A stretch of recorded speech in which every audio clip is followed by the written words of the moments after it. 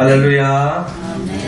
예, 우리를 위하여 십자가에 못 박혀 죽으시고 부활하심을 통하여 우리를 향한 하나님의 사랑이 얼마나 큰지 그 사랑을 찬양으로 영광 돌렸습니다.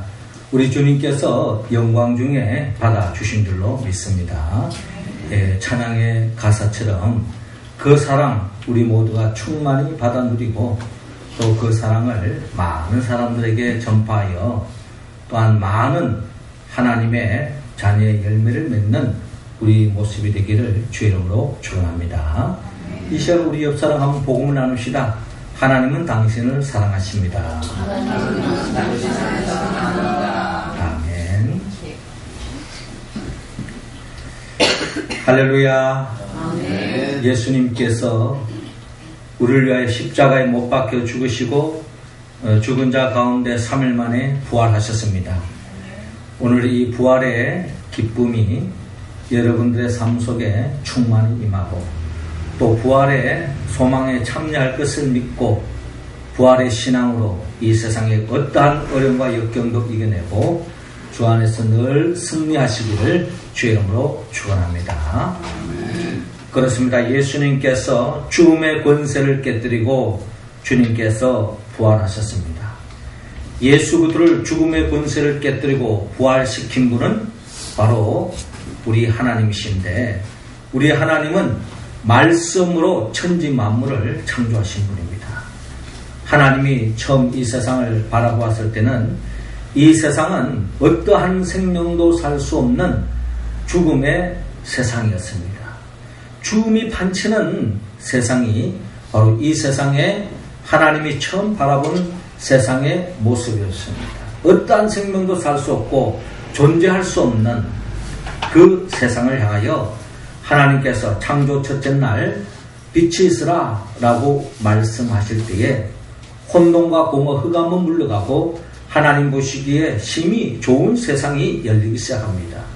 이처럼 하나님의 말씀이 살아 역사할 때 이 세상은 하나님이 기뻐하는 생명으로 충만해지고 이 세상은 살만 나는 세상으로 변화되는 것을 우리는 창세기 1장 2장을 통하여 우리는 헤아릴 수 있습니다.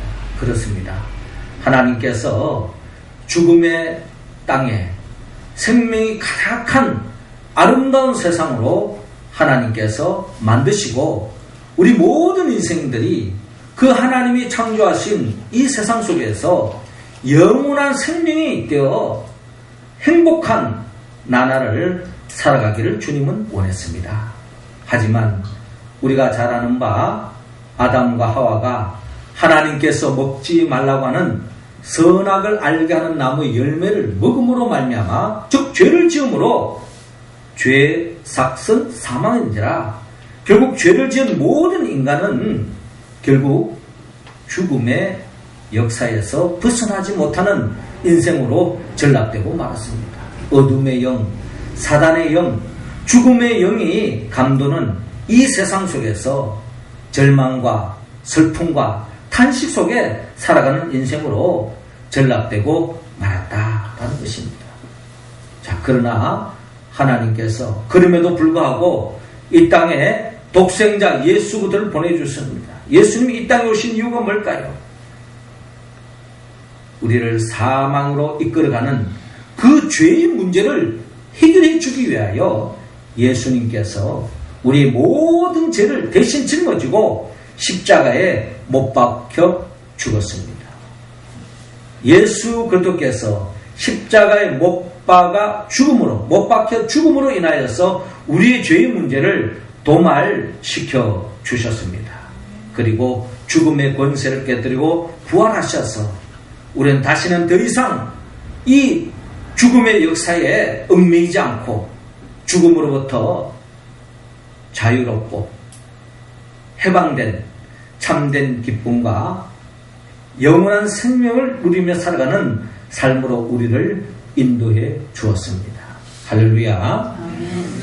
하지만 주 예수 그리스도께서 죽음의 권세를 깨뜨리고 부활하지만 그러나 아직도 이 세상은 어둠의 영, 죽음의 역사가 판치고 있는 세상 속에 우리는 지금 살아가고 있습니다. 지난 4월 16일, 지난주였죠? 세월호 5주기를 보내면서 참 우리 이 사회에 정말 고귀한 생명이 한순간에 이별을 하면서 그 아픔은 이루 말할 수 없었습니다. 그리고 그것을 계속 기억하면서 그들을 그리면서 다시는 이 땅에 그런 죽음의 역사, 비극의 역사가 일어나지 않기를 다들 갈망하고 소망하고 우리는 또 기대하며 살아가고 있지만, 그럼에도 불구하고 그 세월호 5주기를 보내면서도 오늘날 우리 사회는 이 죽음의 역사가 계속 지배되고 있고 진행되고 있고, 그 죽음의 역사로 인하여서 우리의 마음을 더없이 무겁게 하고 참으로 슬프게 하고 있습니다. 지난주에도 참으로 믿기지 않는 사건이 또 진주에서 진주 아파트의 방화 사건과 또 살인 사건을 통해서 고귀한 생명이 참으로 가족과 이별하고 또 이 세상에 생을 달리한 그런 소식을 들었을 때에 아직도 이 세상에는 죽음이 판치고 있고 죽음의 역사가 계속 진행되고 있는 것이 우리의 현실입니다. 이런 죽음의 이야기가 남의 이야기가 아니라 어느 순간에는 내 집안 이야기고 심지어 내 사랑하는 내 가족의 이야기고, 어느 순간에는 그 이야기가 내 이야기가 될 수 있는 것이 바로 죽음의 역사인 것입니다. 이 죽음을 생각할 때 우리는 두려움에서 자유로울 수 없습니다. 끊임없는 불안과 또 죽음 앞에 영원히 이별해야 되는 그 이별 앞에 우리는 절망하고 절규할 수밖에 없는 것이 우리의 인생이라는 것입니다.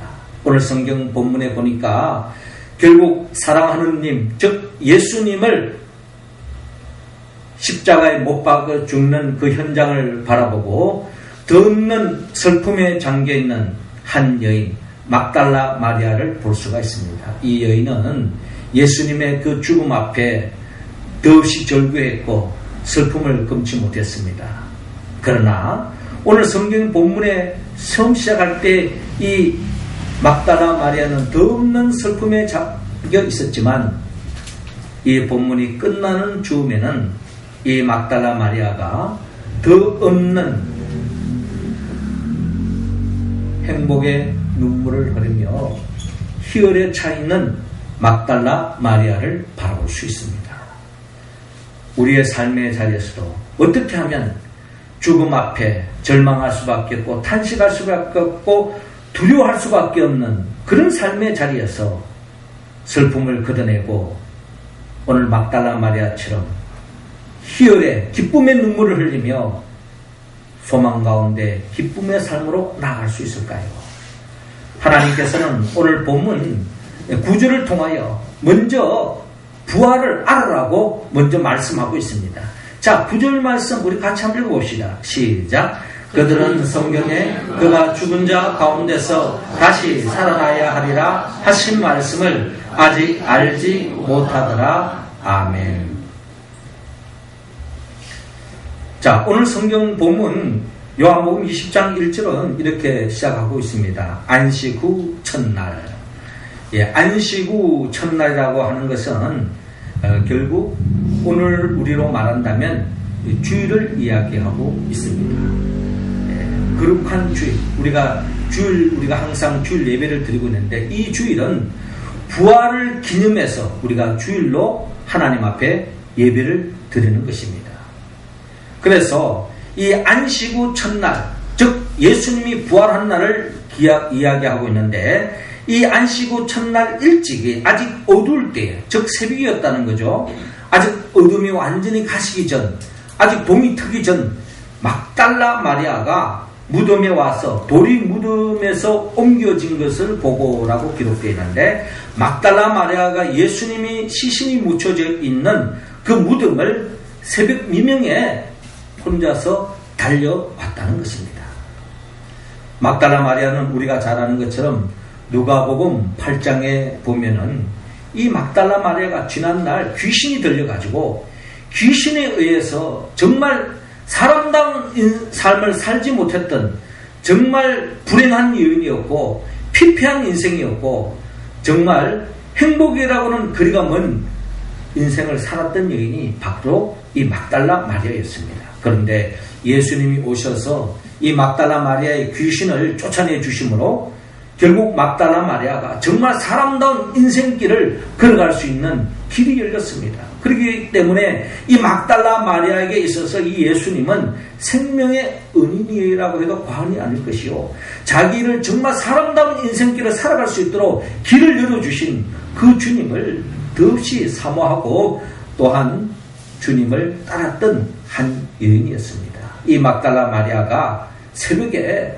주님의 무덤을 향하여 달려왔던 것입니다.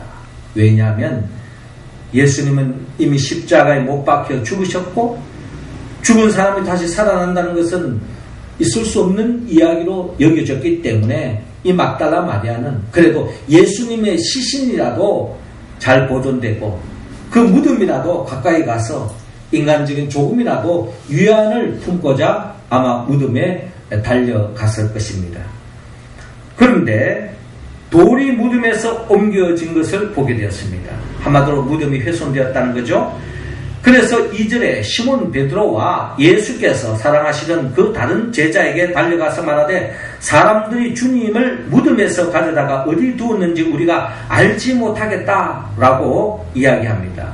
한마디로 상황을 그대로 베드로에게, 예수님의 제자들에게 상황을 이야기합니다. 한마디로 지금 예수님 무덤이 훼손되어졌고 예수님의 지금 시신이 어디 있는지 지금 알지도 못한다 하면서 그런 상황을 그대로 보고하고 있습니다. 그때 베드로와 그 다른 제자가 나가서 무덤으로 달려갑니다. 둘이 같이 다름질하더니 그 다른 제자가 베드로보다 더 빨리 달려가서 먼저 무덤에 이르러 구부려 세마포 놓인 것을 보았으나 들어가지는 아니하였더니 시몬 베드로는 따라와서 무덤에 들어가 보니 세마포가 놓였고 또 머리를 샀던 수건은 세마포와 함께 놓이지 않고 딴 곳에 샀던 곳에 놓여 있더라. 그때에 무덤에 먼저 갔던 그 다른 제자들도 들어가 보고 믿더라 라고 말씀하고 있습니다. 한마디로 텅 빈 예수님의 시신이 없는 텅 빈 무덤을 목격하게 되었습니다. 이스라엘의 무덤은 우리는 땅을 파서 다 이렇게 매장을 하지 않습니까? 근데 이스라엘은 관습적으로 땅을 파서 묻지 않고 동굴 같은 데다가 시신을 이렇게 안치하고 앞에다가 동굴 문에다가 돌을 막아서 시신을 보관하는 그런 무덤의 형태인 것을 우리가 헤아려 볼 때에 한마디로 돌은 굴러갔고 예수님의 시신은 보이지 않고 텅 빈 무덤, 예수님의 시신을 감쌌던 세마포만 개어져 있는 텅 빈 무덤을 보게 되었다는 것입니다.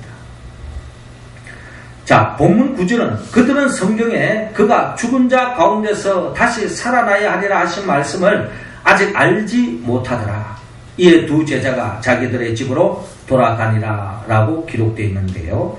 자, 이 상황 자체는 예수님이 무덤이 텅 비어져 있다는 이 사실 앞에 그들이 만약에 예수님이 죽은 자 가운데 3일 만에 부활한다는 것을 알았더라면 예수님이 부활하셨구나, 그래서 지금 무덤이 비어있구나 라고 아마 더없이 들떠지고 기쁨에 아마 마음속에 자리 잡았을 것입니다. 그런데 오늘 성경의 흐름 보면은 그게 아닙니다. 그들은 예수님의 부활을 알지 못했다라고 오늘 성경은 말씀하고 있습니다. 그런데 여러분 참 이상하지 않습니까? 우리가 잘 알다시피 예수님께서 살아생전에 제자들에게 중요한 사건이 있고 난 뒤에 예수님께서 십자가에 못 박혀 죽음을 당하고 죽은 자 가운데에서 다시 3일 만에 부활할 것을 제자들에게 3번씩이나 들려준 바가 있습니다. 3번씩이나 들려줬다고 하는 것은 한 번 지나가면서 스쳐 지나간 투로 한 이야기가 아닙니다. 그냥 농담을 하는 이야기가 아니에요. 3번 정도 이야기할 때는 아마 제자들의 마음속에 그 말씀이 심겨지기를 원했고 기억하기를 원했고 또 그 말씀을 잊지 않기를 원했던 주님의 뜻이 있는 것입니다. 그렇게 누누이 이야기했음에도 불구하고 지금 오늘 본문에서 말하는 이 그들이라는 것은 막달라 마리아를 비롯한 제자들이 다 무덤을 쫓아갔던 제자들이 그 예수님이 하신 말씀을 지금 알지 못하고 있었다라는 것입니다. 한마디로 이들은 알지 못했을까요? 누누이 들었지만 한쪽 귀로 듣고 한쪽 귀로 흘러보낸 것이 아마 제자들의 모습이었다는 겁니다. 말씀을 그렇게도 강조했음에도 불구하고 반복적으로 들려주었음에도 불구하고 여러분 그 말씀이 죽음 앞에서는 당황하고 그 말씀이 기억나지 않는 그런 인간적으로 볼 때 그런 상황이 있을 수도 있지 않겠는가라는 생각을 가지고 옵니다. 우리도요 막상 자동차 사고가 탁 옆에 지나가는 거 보면은 어떻게 대처해야 되는지 우리가 지식적으로 잘 압니다. 근데 막상 자동차 사고가 딱 나면 어찌할지 모르고 당황해지고 머리가 하얘지는 것이 우리 현실이에요. 또 누군가가 죽었다는 뉴스에 나올 때 물론 우리에게 슬픔으로 다가오지만 막상 아주 가까운 내 가족, 내 사랑하는 사람이 운명을 달리했다는 이야기를 들었을 때 앞이 캄캄하지 않겠습니까? 특별히 오늘 성경 본문에 나타나는 이 막달라 마리아의 입장에서 본다면 예수님의 제자들처럼 예수님으로부터 직접 부활할 것을 듣지도 않았을 것입니다. 그리고 부활이라는 사실을 막달라 마리아는 몰랐다라는 것입니다. 모르니 이 슬픔이야말로 이 텅 빈 무덤을 보면서 절망감은 더 컸을 것이라 우리는 생각할 수 있습니다. 한마디로 막달라 마리아는 예수님의 부활을 알지 못했기 때문에 더 큰 슬픔에 잠겨져 있었다. 더 큰 절망감에 빠져져 있었다라는 것입니다. 그러므로 오늘 성경은 다시 한 번 더 우리에게 그가 죽은 자 가운데서 다시 살아나야 하리라 하는 이 말씀을 이 부활주일에 다시 우리에게 들려주시는 이유가 뭘까요? 우리 또한 이 부활이라고 하는 이 사실을 바로 알기를 원하고 예수의 부활이 내 삶 속에 죽음에 임박했을 때 또 사랑하는 사람의 그 죽음의 소식을 들었을 때에 우리는 이 부활의 이야기를 바로 알므로 인하여서 큰 절망감에 벗어날 수 있는 유일한 길이 바로 부활의 사실을 아는 것이다 라고 오늘 성경은 우리에게 말씀합니다. 더 나아가 막달라 마리아가 이 절망에서 벗어나는 또한 중요한 길은 바로 예수의 부활을 믿는 데 있다는 것입니다. 15절 말씀 우리 할렐루야 찬양 배우들 한번 읽어주시기 바랍니다. 시작. 예수께서 이르시되 여자여 어찌하여 울며 누구를 찾느냐 하시니 마리아는 그가 동산지기인 줄 알고 이르되 주여 당신이 옮겼거든 어디 두었는지 내게 이르소서 그리하면 내가 가져가리이다. 아멘. 자, 오늘 본문 11절에 마리아는 무덤 밖에 서서 울고 있더니 울면서 구부려 무덤 안을 들여다 보니 지금 이 마리아는 막달라 마리아는 하염없이 지금 눈물을 흘리고 있습니다. 보통 남자들은 여자들보다 이런 감정적인 부분에 있어서 좀 무딘 경향이 있죠. 감정이 또 풍부한 사람, 또 사랑하는 님이 세상을 떠나고 또 시신을 통해서라도 위안을 받고자 했는데 그것마저도 희망을 잃었으니 이 막달라 마리아의 이 눈물의 이 깊이는 아마 더할 것입니다. 뜨거운 눈물, 슬픔에 잠겨있는 그런 눈물을 계속 울고 눈물을 닦아도 흘러내리는 주체할 수 없는 눈물을 계속 마리아는 흘리고 있다는 겁니다. 그만큼 절망감에 빠져있다는 거죠. 마침 12절에 흰옷 입은 두 천사가 예수의 시체 뉘었던 곳에 하나는 머리편에 하나는 발편에 앉았더라. 사실 이 막달라 마리아가 이 천사를 배웠을 때에 뭔가 좀 다른 반응이 나타날 수 있는데 이 막달라 마리아는 무엇이 나타나도 그게 눈에 들어오지도 않습니다. 단지 예수님의 시신이 지금 훼손되었다고 하는 그 자체만으로 지금 절망감에 빠져 있는 거예요. 13절에 천사들이 이르되 여자여 어찌하여 우느냐. 천사가 여자여 어찌하여 우느냐. 그때에 이 막달라 마리아가 사람들이 내 주님을 옮겨다가 어디 두었는지 내가 알지 못함이니이다. 예수님의 시신이 지금 훼손되었다는 겁니다. 지금 어디 가는지 행방불명이라는 거예요. 어찌할 줄 모르는 당황스럽게 있는 막달라 마리아를 볼 수 있습니다. 이 말을 하고 뒤를 돌이켜 예수께서 서 계신 것을 보았으나 예수이신 줄을 알지 못하더라. 지금 돌아보니 마침 또 한 분이 계시는데 그분이 예수님이에요. 그런데 이 막달라 마리아는 그분이 예수님인 보면서도 예수님인 줄도 알지 못했다.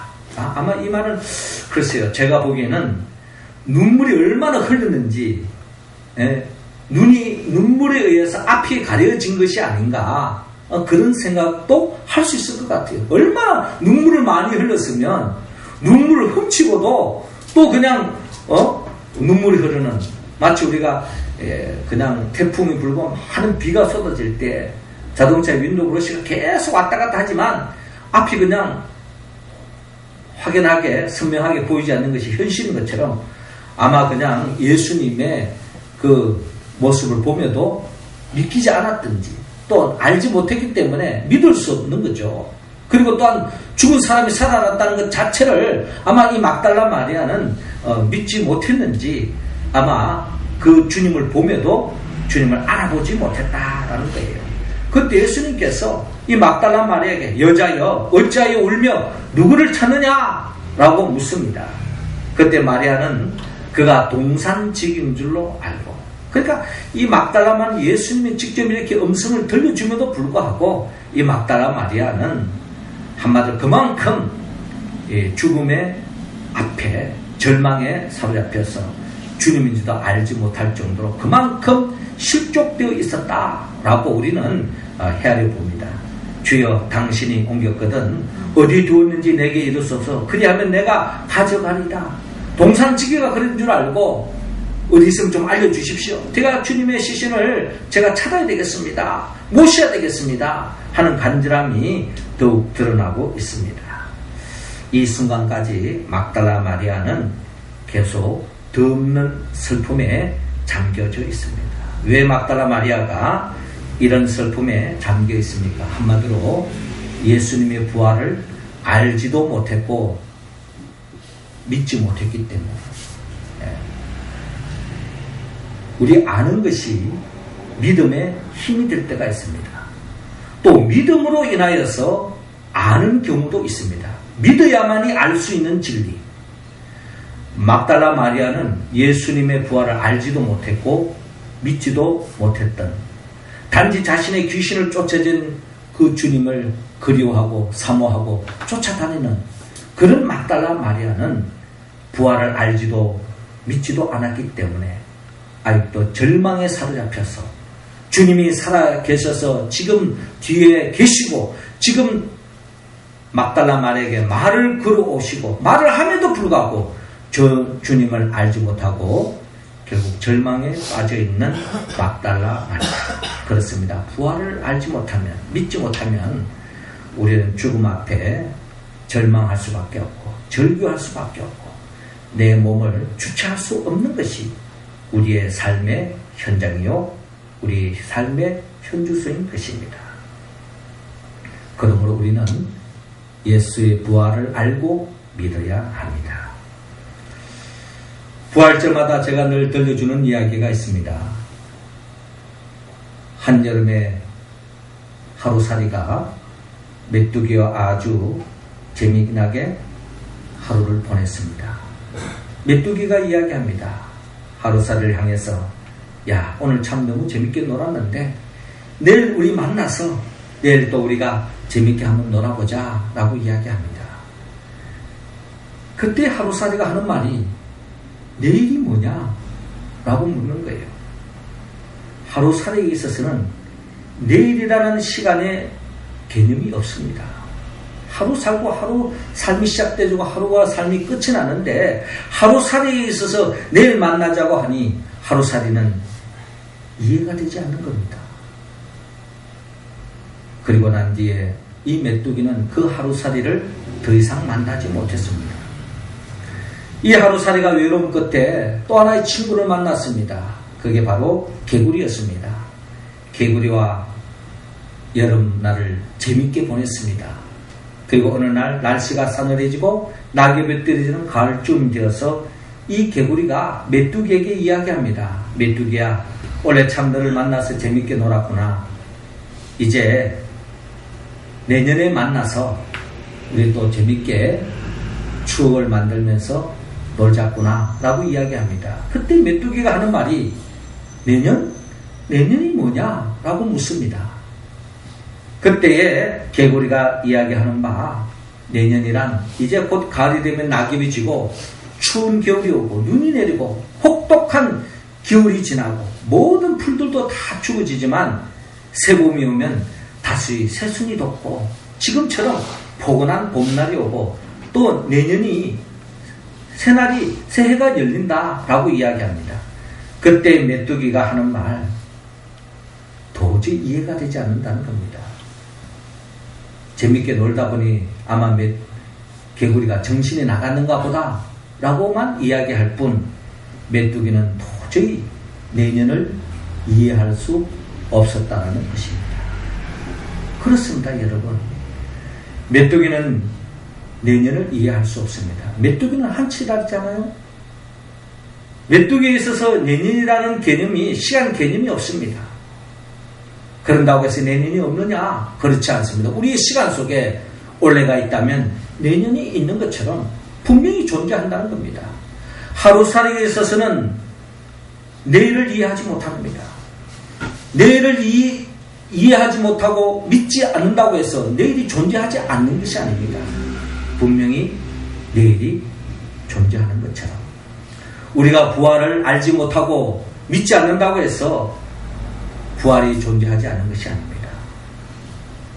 성경은 분명히 우리에게 말합니다. 죽음 그 이후에 시간이 있다고 우리에게 말씀합니다. 죽음 그 이후에 세상이 있다고 말합니다. 죽음으로 우리의 삶이 끝나는 것이 아니라 성경은 분명히 죽음 그 이후에 세계가 있다고 말합니다. 부활을 믿든 믿지 않든 예수를 믿든 믿지 않든 모든 사람들은 다 부활의 생명에 참여하는 거예요.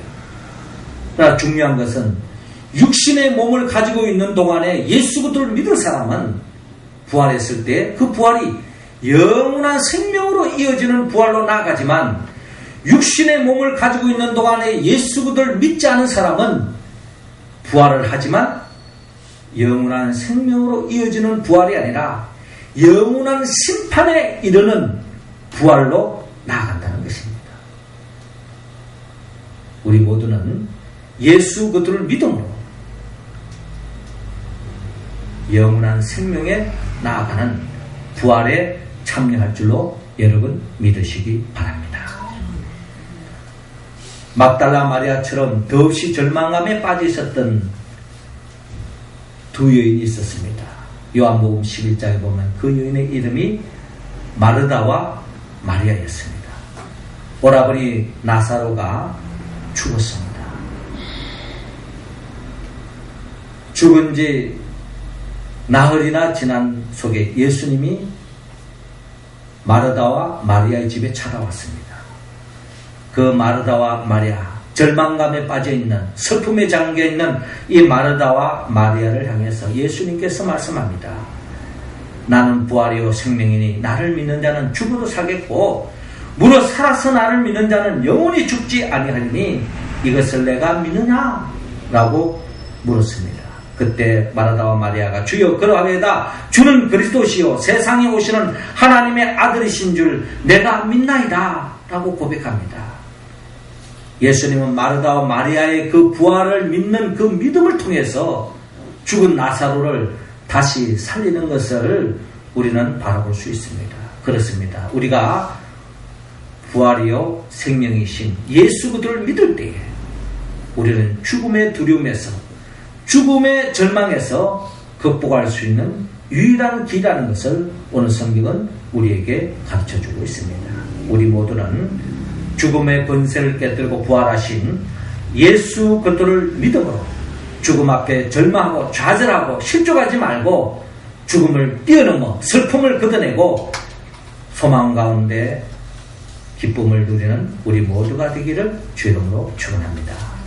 마지막 세 번째로 주님은 우리에게 더 없는 모든 슬픔을 걷어내고 참된 기쁨을, 영적인 참된 기쁨을 만끽하기 위해서는 부활의 소식을 전해라고 말합니다. 18절 같이 있습니다. 시작. 막달라 마리아가 가서 제자들에게 내가 주를 보았다 하고 또 주께서 자기에게 이렇게 말씀하셨다 이러니라. 아멘. 그렇습니다. 오늘 본문 16절에 예수께서 마리아야 하시거늘 마리아가 돌이켜 히브리 말로 라보니 하니 이는 선생님이라는 말이라. 예수께서 이르시되 나를 붙들지 마라. 내가 아직 아버지께로 올라가지 아니하였노니 이는 내 형제들에게 가서 이르되 내가 내 아버지 곧 너희 아버지 내 하나님 곧 너희 하나님께로 올라간다 하라 하시니. 자, 예수님께서 이 막달라 마리아에게 말씀합니다.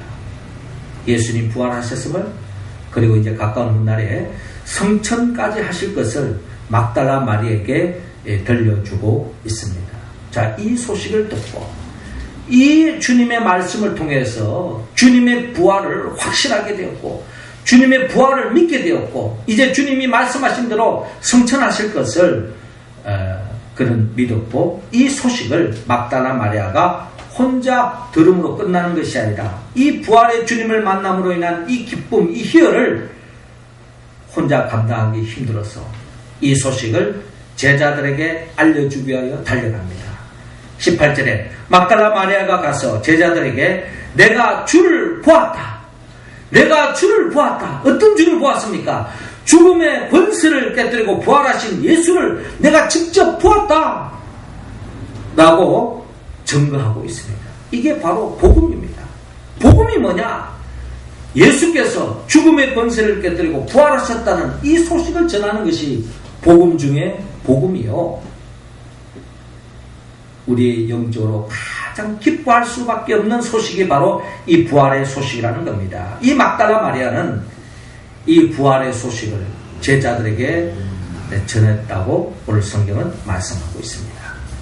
절망에, 슬픔에, 눈물에 가려서 앞을 볼 수 없었던 이 막달라 마리아가 눈물을 훔쳐내고 희열의 기쁨을 느끼며 감격 속에 그가 인생을 다시 펼칠 수 있었던 것은 그가 바로 부활의 주님을 알았고 믿었고, 무엇보다도 그 부활의 소식을 전할 때에 더 없는 영적인 기쁨을 만끽할 수 있었다는 것입니다. 사랑하는 성도 여러분, 그렇습니다. 오늘도 우리의 삶의 자리는 죽음으로부터 아직 우리가 완전히 자유로울 수 없습니다. 언제 어느 순간에 내 이웃이 어떠한 죽음을 맞이할지, 또 내 사랑하는 사람이, 아니 내 자신이 어떻게 죽음에 임할지, 그 죽음 앞에 우리는 두려워할 수밖에 없고 절망할 수밖에 없는 것이 우리의 실존입니다. 그러한 우리를 향하여 주님께서 말씀합니다. 다시 한 번 더 예수 그리스도의 부활을 알아라. 그리고 믿어라. 그리고 그 부활의 소식을 전해라는 것입니다. 그때에 우리를 에워싸고 있는 모든 어둠의 권세, 죽음의 권세는 물러가고 더 없는 기쁨이 우리의 삶 속에 자리 잡는다는 것입니다. 우리가 이 말씀을 온전히 응답하기 위해서는 우리는 성령의 도움을 받아야 합니다. 성령의 도움을 잊지 않고는 우리는 진정 부활을 알 수도 없고 믿을 수 없고 증거할 수 없습니다. 성령은 예수 그리스도의 영입니다.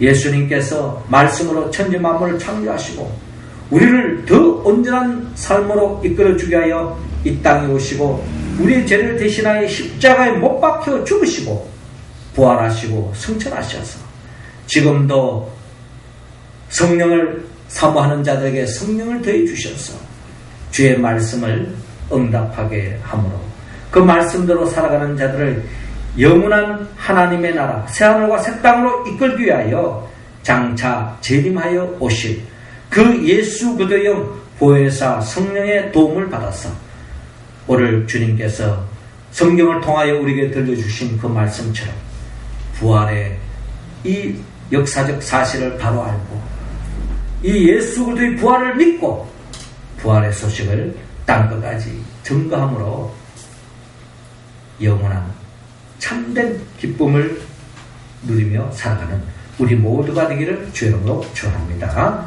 기도드리겠습니다.